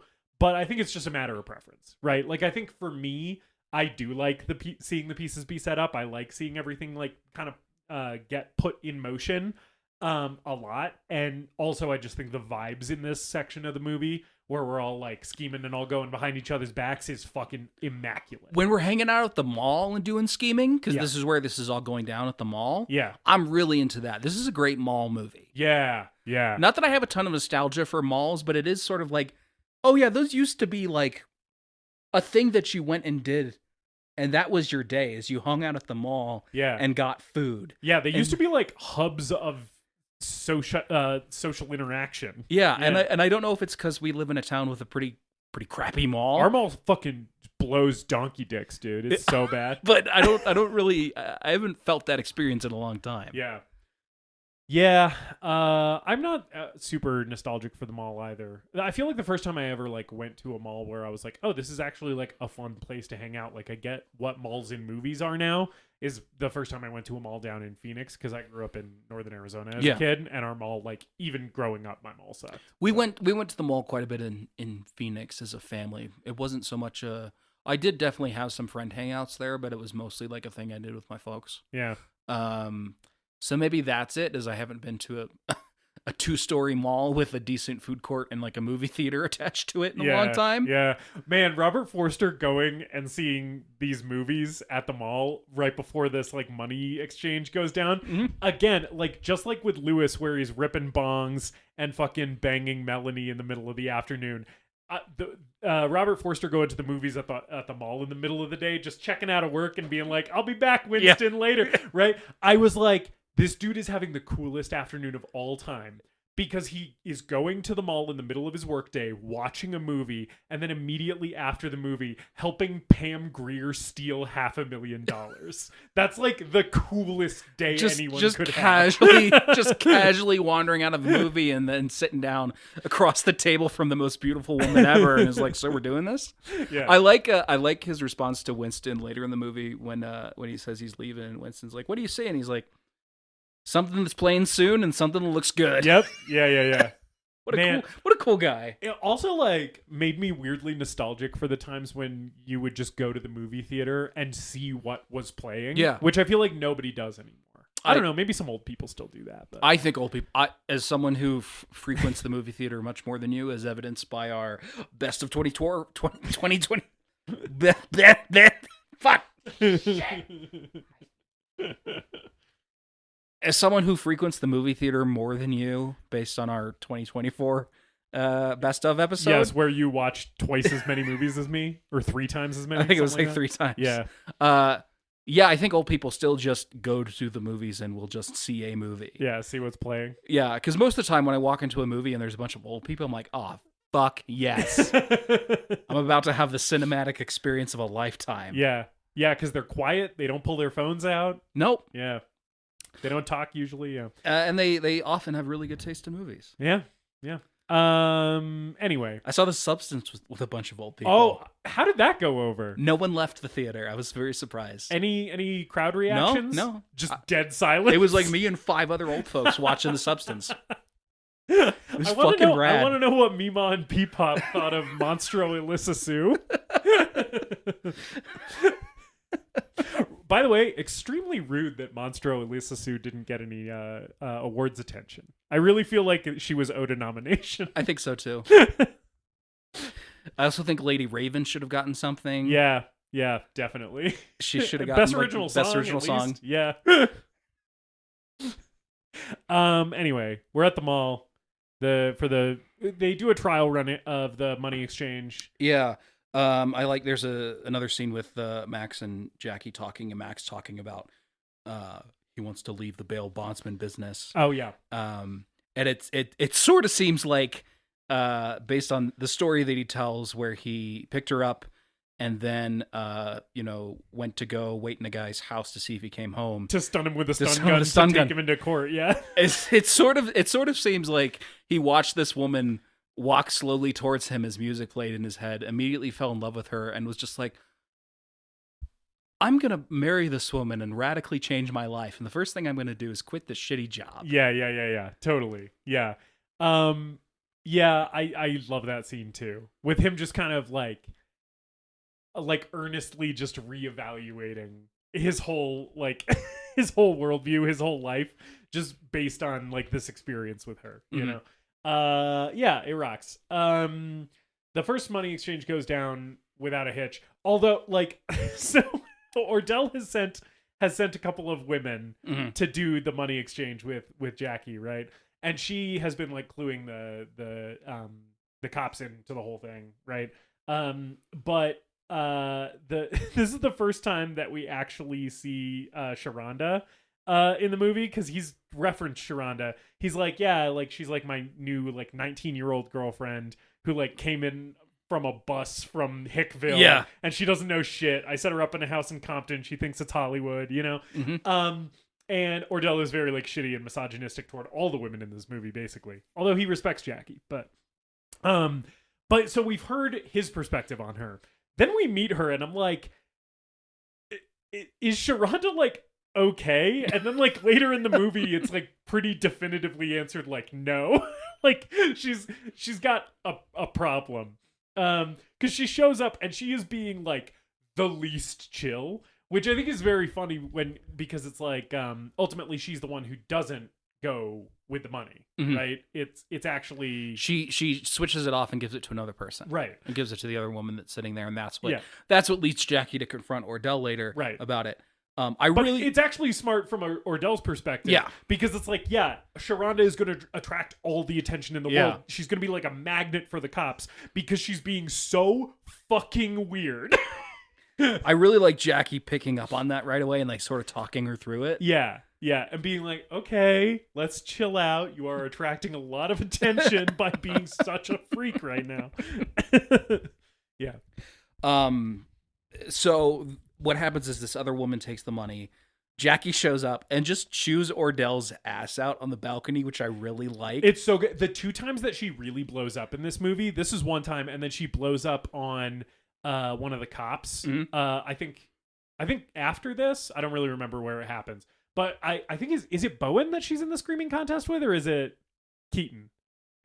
Well, I know Keaton goes off on her in the interrogation room. And then she starts yelling back at him. That's the other time she pops off. Yeah. And both of those times, I really fucking love it. Mm-hmm. I love Pam Grier, because she's very composed, and I would say Jackie Brown is even pretty elegant. You know, she is acting, because we know that she's low income, she's making dirt wages from her stewardess job. Right. And she's it sounds like she's had run-ins with the law before and has been locked up. Yes. Like this movie does a really good job of establishing that like she's clinging on to this shitty dead end stewardess job.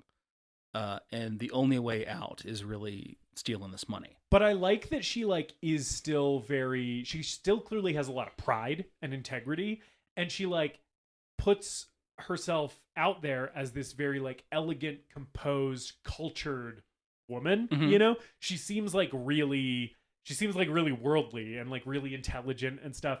And then when she like pops off and starts screaming at Samuel L. Jackson and then like Michael Keaton later, it's cool because it's like she still has all of her composure, but she just like kind of lets the fire out a little bit, and it's really cool to see that side of this character. Yeah. She's excellent at playing this character and in all forms. When she needs to be powerful and intimidating and a little scary, as Max Cherry says at the end. Yeah. I love that. You know, she really knows how to turn on the fire when she needs to be like sweet and have these like tender moments with Max.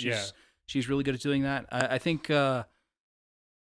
if there's a reason to watch this movie, it's for Jackie Brown herself. Yeah. Because I think that I know that people this is one of his least seen films, and people haven't sought it out all that much in comparison to his others. She's excellent. But I do love her ripping Ordell a new one, and you can hear the whole conversation in the apartment basically. Because she didn't know about this other woman in the exchange, and then we find out that she actually took off with the $10,000. Yeah. So they restructure the plan and they bring in Melanie in on the exchange. And then I think we're basically at the heist. Yeah. We're basically there. The money exchange for real this time. Yes. Transition into money exchange for real this time is an animation of a plane leaving Mexico and going to California. And I just love when we have an animated map in a movie. Yeah, very Indiana Jones-esque. Yes. And yes, title card, money exchange for real this time, which I also love. Mm-hmm. And yeah, it's basically the same setup in the mall food court. Or not the mall food court. It's it's going to be that, right? But then Jackie Brown goes shopping for the best suit that anyone has ever worn in a movie. And she goes into the dressing room, and Melanie comes in. Well, so what happens is during the before all this, after we see the animation, she loads up her bag with the 50,000 in the airplane bathroom, and then like stacks stuff. Oh yeah. In the most spacious airplane bathroom I have ever seen in my life. It's the 90s. It was a different time. You could probably still smoke on an airplane in 1997. You probably could. But as someone who took the most uncomfortable shit of his life in an airplane bathroom coming back from New York just now, my condolences. It was awful. Yeah. Speaking of smoking, which I just was, great smoking movie. Great smoking movie. Incredible smoking movie. So many people are smoking cigarettes in this movie, mostly Pam Grier, and damn, it looks so fucking Sam great Jackson every time. is smoking too. Yeah. There's quite a few scenes where she hasn't ashed the cigarette, and Yeah. I'm just like, you just do what you want, Pam. Let that build up. Yeah. I also like when in the first scene that Samuel L. Jackson has with Robert Forster in the bail bond business, him lighting up a cigarette, and before he even tells Robert Forster anything about what he wants, Forster's like, I think he even is like, hey, what do you want? Like, what do you need? And he's like, where should I put my ash? and he just like gives him the mug. It's just such a good fucking little moment. I love it so much. Yeah, really good cigarette movie. Yeah. Where was I going with that? I don't know. Yeah, she puts the money in the yeah. She has all the money in her purse. Yep. And it has the fake decoy bag with just the layer on top of the books. Mm-hmm. And then then she's in the dressing room. Melanie takes the bag and walks out with it. And so Melanie has been talking a bunch of shit to Lewis throughout the last few scenes. I love the way the movie sets this up. I fucking really love that the last thing before cut to title card, money exchange for real this time, is Melanie and Lewis sitting on the couch. and her like touching him with her foot and him pulling away, and because like they've had a little bit of a decline in their relationship after Melanie like made the offer to him about running away with the money. Mm-hmm. And then like Lewis turns around and just tells Ordell about it. Yeah. So like they're on the outs, right? And so she like tries to flirt with him a little bit, and he's like not having it, and she just goes chicken shit. And then it cuts to the card for the money exchange, and it sets up so well what is about to happen that we're like immediately I was like, oh shit's gonna fucking go down with the two of them, and it pays off beautifully. It's so good. Yeah. Well, it's before the money exchange even happens, she's like taking forever in the bathroom. Yeah. and getting ready. And that just sets off like the worst day of Lewis's life. Yeah, he had the best day of his life, followed by the absolute worst day of his life. Yeah. Where he's fully De Niroing out here. He's just yanking this woman, and it's like very uncomfortable because he's like brutalizing this woman, but also she's being like very, very annoying to him. It's all very fun, messy, horrible characters doing messy, horrible character shit. Yeah. And it's awesome. Yeah. I like the way they do the heist, and the way this breaks down, where we sort of see things from every character's perspective, but it's done in a much like smaller, more contained way than something like Reservoir Dogs or Pulp Fiction. I really like that every time it switches perspectives, you see the car pulling into the parking lot and you see the time that they arrived. But as a viewer, it doesn't actually matter if you register what the time is and how all of them relate to each other, because the movie does the legwork of just like making sure you understand the order in which everything happens. This is the only time in the movie where he does that. Yeah. So it's really simple to track. It's really good. It's really good. So yeah, Pam Grier hands off the ringer to Bridget Fonda. Yep. And then leaves the bag of money in the dressing room and tells the clerk. Someone left a bag of beach towels in the dressing room. That moment. I love the way that comes back. It's one of my favorite twists in the movie that she tells the clerk about the bag of money in the dressing room, because then for like the next 10 minutes before you figure out what happens with that bag, I was like trying to figure out like why the fuck she did that. Like it's such smart writing. Yeah. Yeah. And then she runs through the mall in a panic. And I love that you see that sort of build up where she's like kind of getting into character in this very long shot of her running through the mall. And she doesn't know how much they're watching her or where they're watching her from, so she's acting the whole time. Yeah. Yeah, it's so good. And tells the cops that Melanie burst in and stole the money from her. Yep. And then we switch perspectives to Lewis and Melanie. Yeah. And Lewis yanking this annoying just woman around.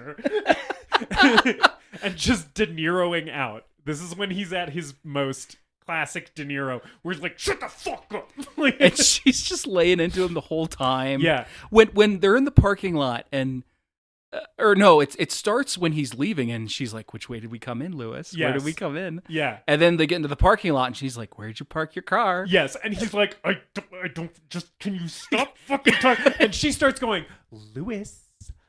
And I was like, holy shit, this woman is the devil. Because he's like he's freaking the fuck out. Yeah. And she's just like mocking him incessantly. And he turns around and fucking shoots her ass. And he was right to do it. If you ask Ordell, yeah. I love that he's like, don't say another fucking word. And then she says, okay, Lewis. And that sets him off and he shoots her. Yeah. Yeah, and he just ices this woman in this parking lot in broad daylight. And again, I love that the violence is off screen. You don't see her get shot, and you don't see any aftermath. Same with Beaumont, right? You see the far away shot of him shooting into the trunk, and you never see the body. Yeah, I think Lewis's death is probably the one that has the most blood, because I think it's the only blood other than Ordell getting shot. Yeah. But Ordell just has a couple bullet holes in his chest. Yeah, Lewis, there's the squib that hits the windshield, and it's the bloodiest moment of the movie, and I think it's very well deployed there. Yeah. Yeah. So then we have Max's perspective where he just like he observes the handoff. Lewis sees him and he gives Lewis a little nod. Yeah. And then goes up to the clerk and pretends that his wife left the beach towels, and so he goes in and just I love the shot of him when he's walked out of the mall, and he turns around and looks at the entrance and realizes that they're gonna get off scot-free. Yeah. And a little smirk pops across his face. Yeah, he's just like, God damn, we did it. It's so good. Yeah. And then I think from here it's Lewis and Ordell. Yeah. So Lewis and Ordell are in the van, right? Lewis has picked up Ordell, and Ordell's like, "Hey, like, what the fuck happened?" Right? And he gives him the bag of money, right? And he's talking about how he shot Melanie, or I think he finds out that it's not all the money first, before the shot Melanie thing comes up. So he's like, where's the fucking rest of it? He's suspecting Lewis.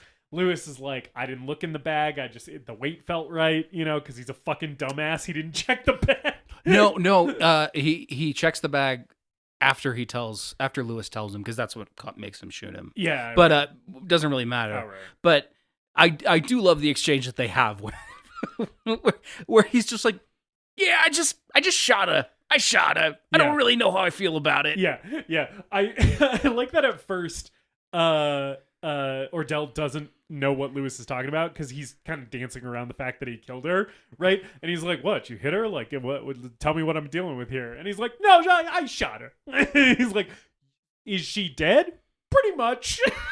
And I love Ordell being like, pretty much, like, no, she's either dead or she's not. Yeah, it's awesome. But like, yeah, things start getting more tense between the two of them. I love, Ordell makes Lewis pull the car over. This shot of Samuel L. Jackson just thinking for a second, where the camera like very slowly zooms in on him, and it's just the close up of him just like closing his eyes and putting all of the threads together, right? And then he just like opens his eyes and just goes, "It's Jackie Brown," right? I fucking really love that moment. Yeah. It's so fucking good. Yeah. It's so cool to watch a character like put together the movie in their head in real time. He doesn't have the answer immediately. He has to like take a second, and the movie like just lets you take a second and watch him catch up. It's so good. Mm-hmm. And then he shoots Lewis. Yeah, and I love the shot. I love the shot from the back seat, where you see the squib hit the window. And then I love the line where Ordell leans over and he's like, "What happened to you, man? You used to be beautiful." Yeah, that's such an interesting line. I really, really liked that one too. Yeah. And it's like some of the most emotion that you've seen Ordell show throughout the movie is after he shoots Lewis. He does seem like really sad about it. He's like, "Man, fuck, like he was my boy, like this was like my homie, and I had to fucking kill him because he fucked everything up." Because they have a really interesting relationship in the beginning, and it's like, you're not really sure why Ordell is helping out this guy. Yeah. And even, he's going to take basically Beaumont's place in the operation. Yeah. And you figure out that they actually have like years of history, but you find that out like later in the movie. Yeah. After you've seen them interact a bit already. Right. And I also really like the context that is given to their relationship in the scene where Lewis tells Ordell about Melanie's plan to steal the money from Ordell, right? It shows you where Lewis's loyalty lies, and he cares a lot more about Ordell than he does about her, right? Yeah, and then we have the interrogation room where Michael Keaton confronts Pam Grier about the missing money. Yeah, and he just goes nuts in this. He's on some freak shit in this scene. I love it so much. I'm obsessed with Michael Keaton in this scene. I love when he's like standing on the chair, like perched. And I love him like trying to figure her out.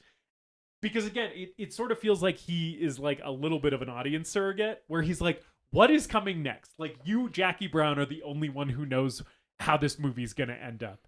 And I'm like, I'm trying to figure it out. I'm trying to get ahead of you, and I just can't. And she does such a good job stonewalling him, and like her story is so well constructed, She's and got a great poker face. Yeah, and it sort of seems they've been hanging out too. Like they went out to dinner at one point. Yeah. It seems like it's suggested that I think the character's name is Ray. Ray. Mm-hmm. It seems like they've been close. So it does sort of feel like she's playing him.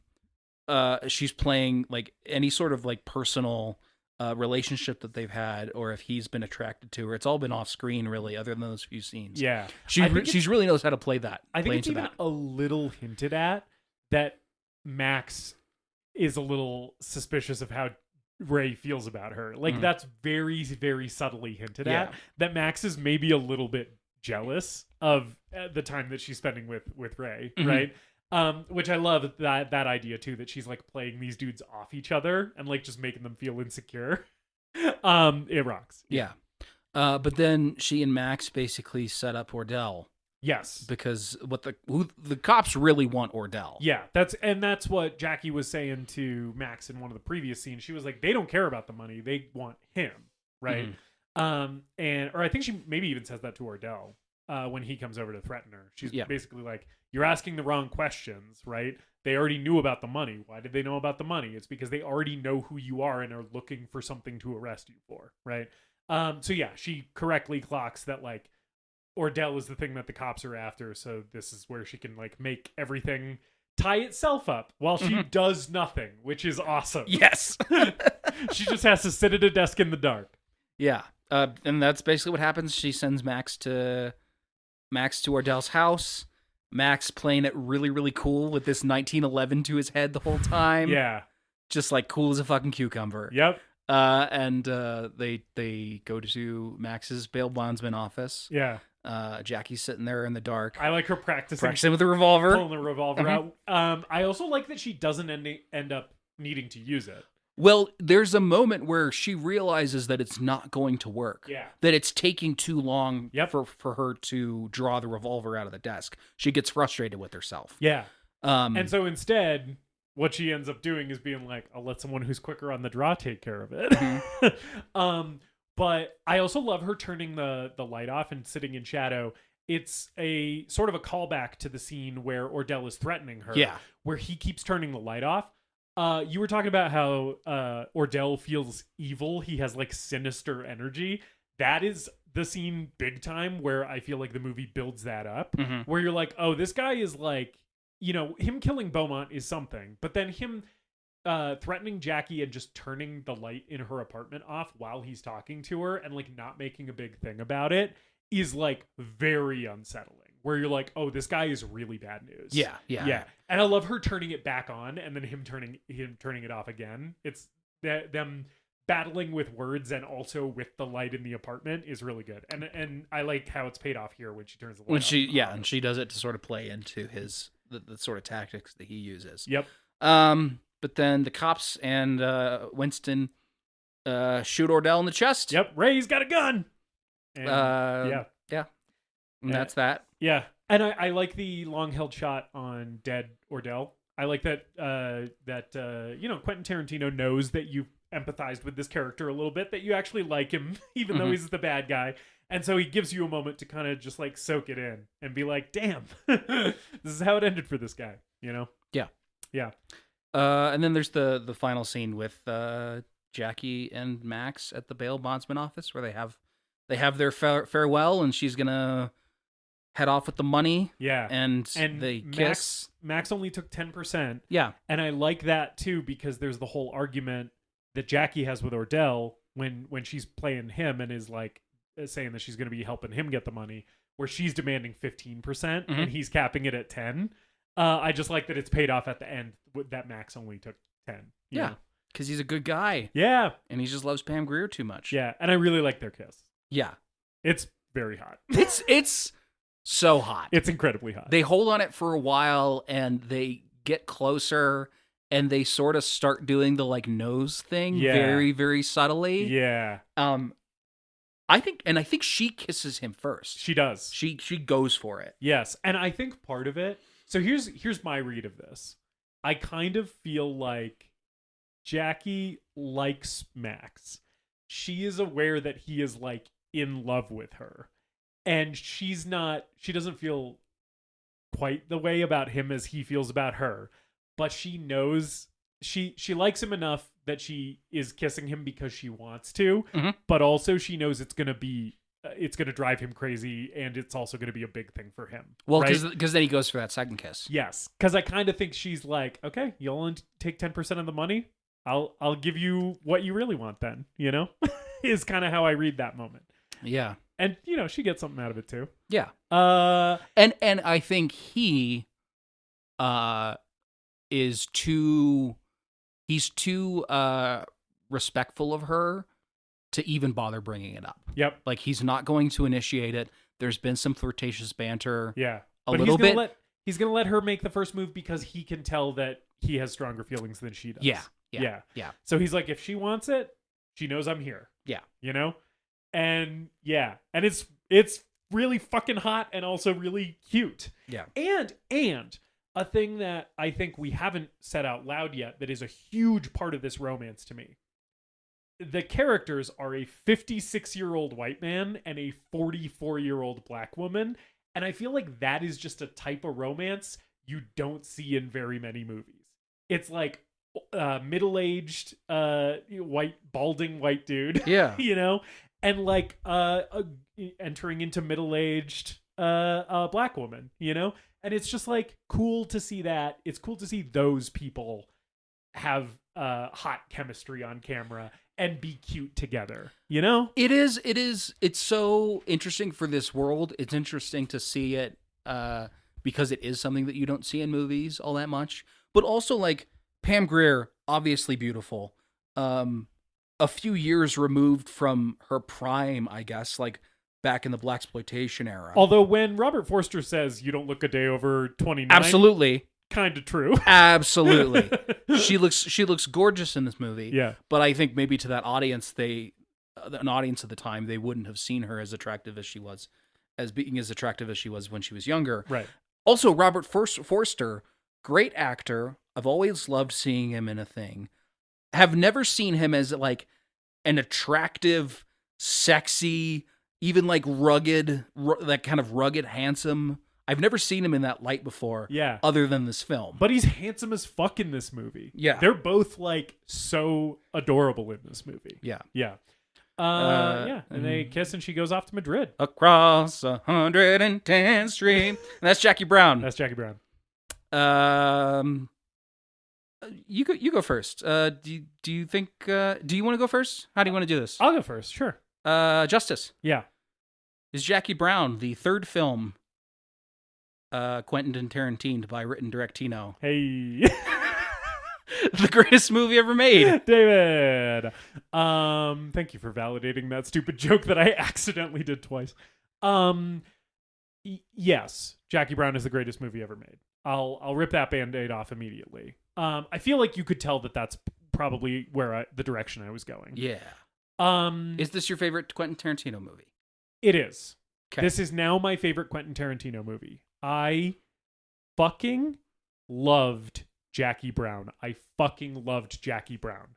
This is I had not seen this movie until we did it for the podcast, and I now am like, I'm going to be going back to this for sure, and because I want to get even more out of it. I love how it twists and turns. I love, like I said, how the movie kind of anticipates your interpretation of it and kind of swerves on you and stuff. I think it's so clever. I think it's some of Tarantino's best writing. I think the direction in this movie is incredible. I think the editing in this movie is incredible. I think the vibes are like totally immaculate. I had a fucking blast watching Jackie Brown. I was laughing my ass off. I think it's one of his funniest movies. Hard to overstate how much I loved this fucking movie. Yeah. Not only is Jackie Brown the greatest movie ever made, not only is it my favorite Tarantino, but I think of the movies we have covered on this podcast, it is probably in my top 5 movies that we have covered. Wow. I fucking loved this movie. All right. Yeah, just everything about it. wall-to-wall incredible performances. Great, great chemistry between all of the actors. Fuck yeah. David, is Jackie Brown the greatest movie ever made? No. That's fine. I wish I liked this movie more. I really like this movie. Yeah. I really like this movie. Every time I watch it, I wish I liked it more. I think the performances are great. Samuel L. Jackson really, really stood out to me this time. Pam Grier and Robert Forster are just like captivating every time they're on screen. But I think sitting in the vibes and the atmosphere of this movie doesn't work for me as well as it does in some of his other movies.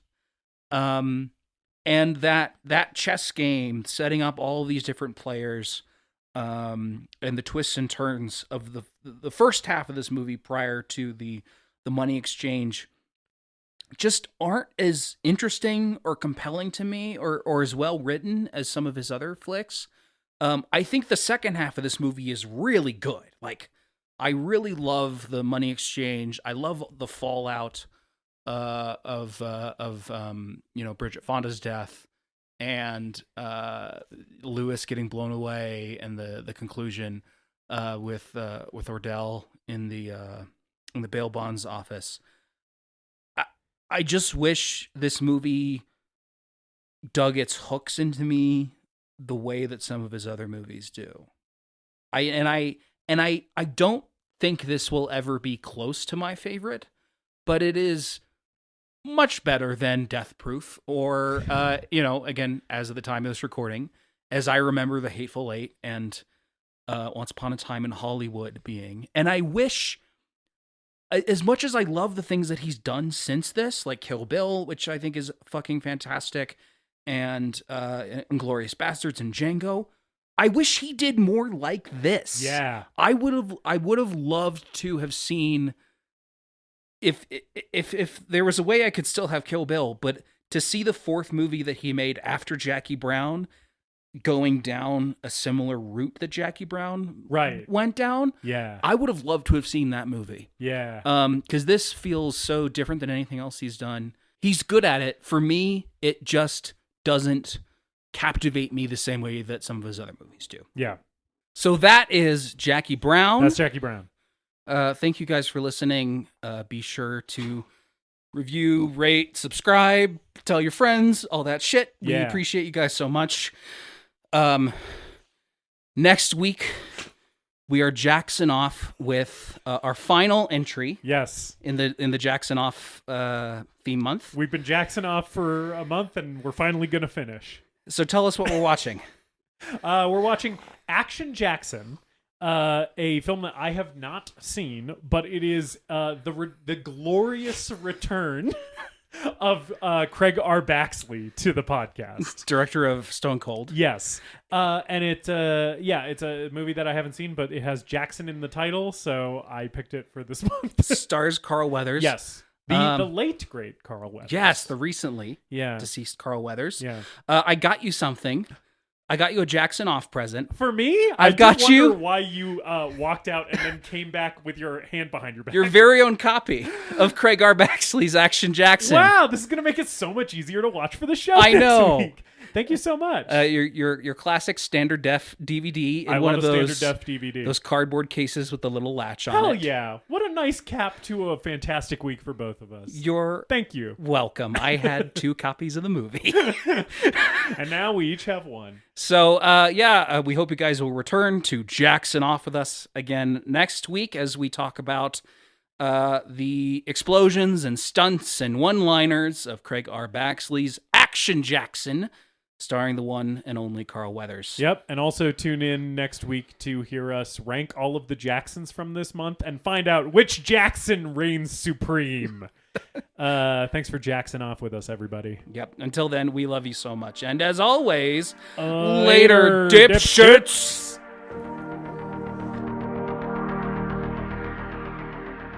We hope you enjoyed this episode of The Greatest Movie Ever Made. Please remember to leave us a rating and a review, and to subscribe to the show wherever you listen. We appreciate you supporting the show and spreading the word. Tell your friends to listen, tell your enemies to listen, tell your mom to listen. If your neighbor has an unsecured Bluetooth speaker, connect to it and play an episode. You can follow us on social media at TGMEM_podcast. And if you've got a movie that you want us to talk about, send us an email at thegreatestmoviepodcast@gmail.com.